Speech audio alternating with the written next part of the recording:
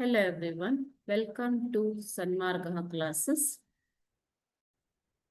Next question from meaning and importance of economics.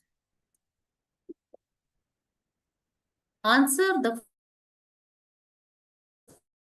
following in a word or is considered as the father of economics. ಯಾರನ್ನ ಅರ್ಥಶಾಸ್ತ್ರದ ಪಿತಾಮಹ ಅಂತ ಕರೆದಿದ್ದಾರೆ ಮಕ್ಕಳು. Okay, so father of economics. The subject matter of economics has been changing from time to time.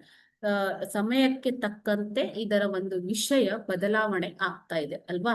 The father of economics was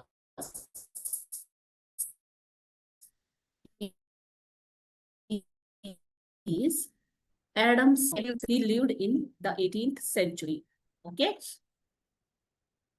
He calls economics as it is nothing but study of wealth. So economics anna enanta kareದಿದ್ದಾರೆ ಅವರು ಮಕ್ಕಳೇ, study of wealth.